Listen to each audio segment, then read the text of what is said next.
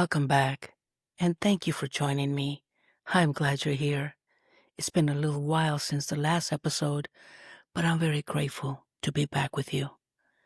I'm Lourdes, and today's episode, Awareness is Your First Defense, is about self-defense and noticing what is happening around you before it turns into a dangerous situation. How do you protect yourself in different moments?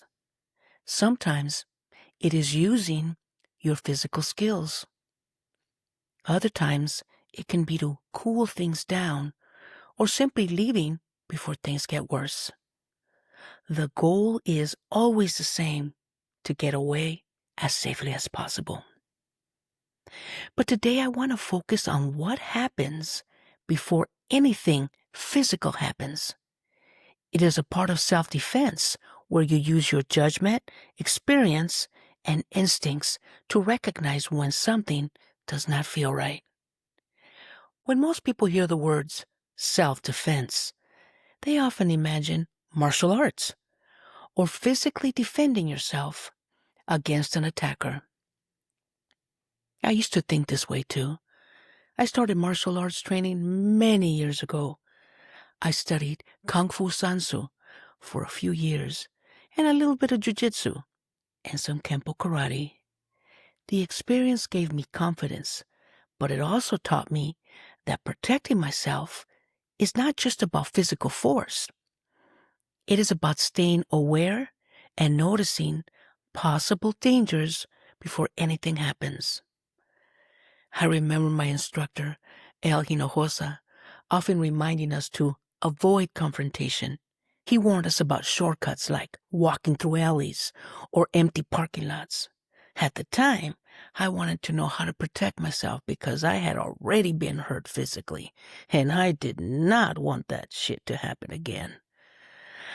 I wanted to know what the fuck to do if someone grabbed me by the hair, grabbed me by the throat, or pinned me down.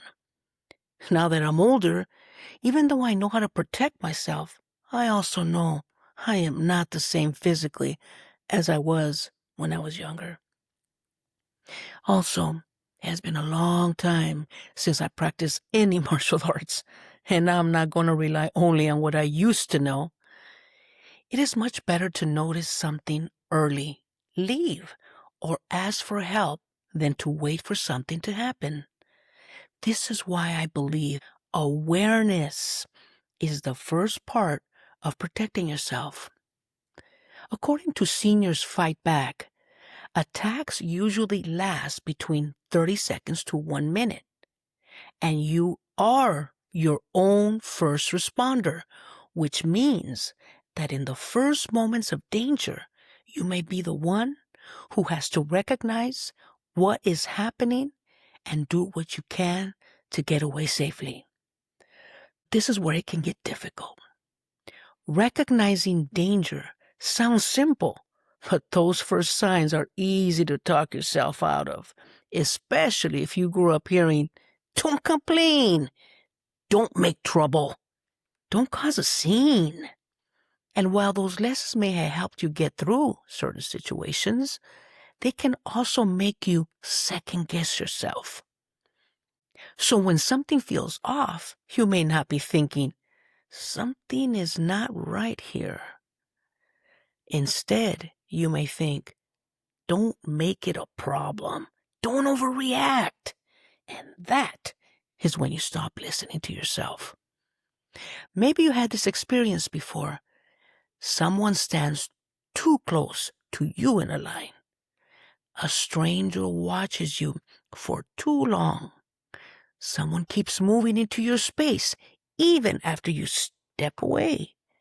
All of a sudden, your stomach drops. You feel nervous. Your shoulders tighten. You suddenly become aware of what is around you. The exits, the distance, the people nearby. And then, almost immediately, your brain tells you, it's fine. Don't make a big deal out of it.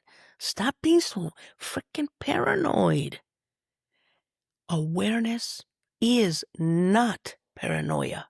and it is not walking around scared.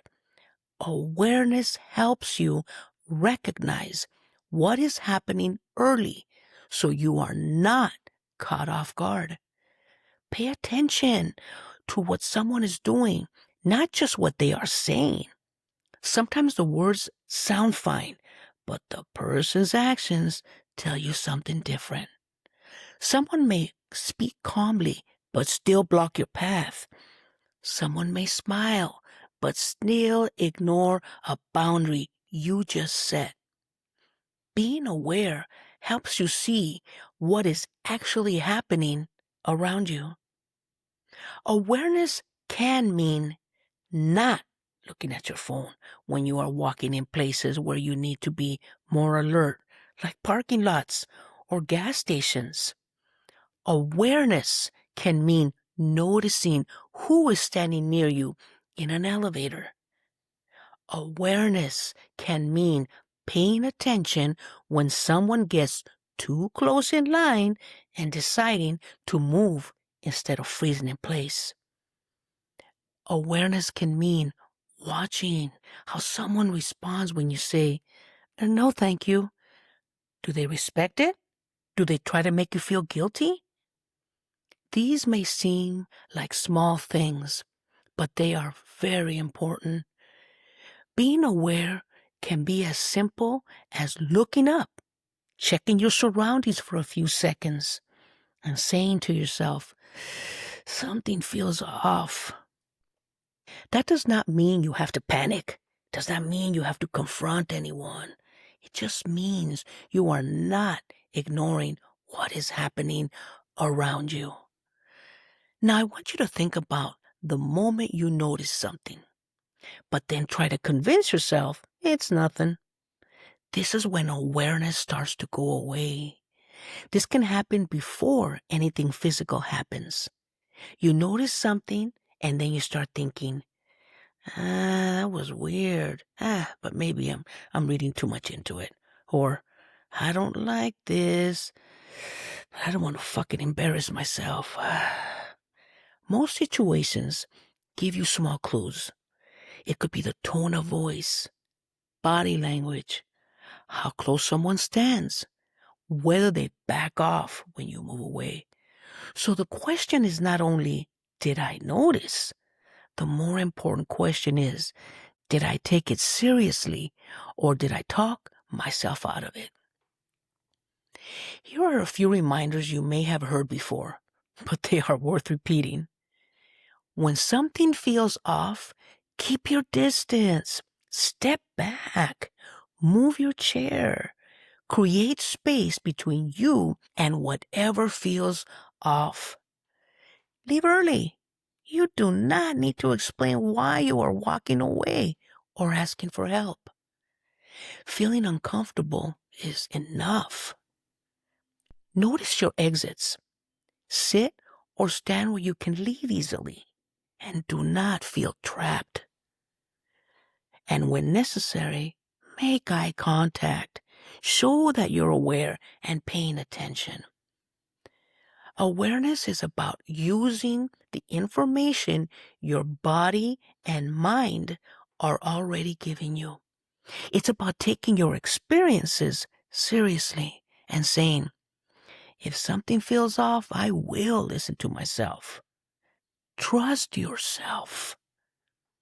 As we age, society often treats us as if we are more fragile, more confused, or less aware.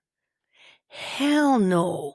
We have lived through many situations, watched people, seen patterns. We have learned from experience. You do not need to wait for something to happen to protect yourself. There is usually a moment when something does not feel right. The question is whether you choose to listen. The next time something feels off, notice what your body does. Do your shoulders tighten? Do you want to leave? Does something inside you say, be careful? Ask yourself, what would it look like to take this feeling seriously, even in a small way? Maybe it means asking someone you trust to walk with you or meet you outside. Or maybe it means not explaining yourself. Protecting yourself can start with a simple decision. I noticed this, and I am going to take it seriously. And please, if you believe you are in immediate danger, call 911 or contact emergency services as soon as you can safely do so. Before I wrap up, if you want to share your story on this podcast, email me in English or Spanish. You can choose to remain anonymous. Check the show notes for resources and information on how to stay connected. If you enjoyed this episode, the best way to support this podcast is simple. Follow it on your podcast listening app and leave a quick rating or thumbs up. This helps the platform share it with more people like you. Thank you for spending time with me today. Remember, while facing your fears may not change your situation right away, it can help you see yourself with new strength and understanding. Let's continue to grow older and wiser together.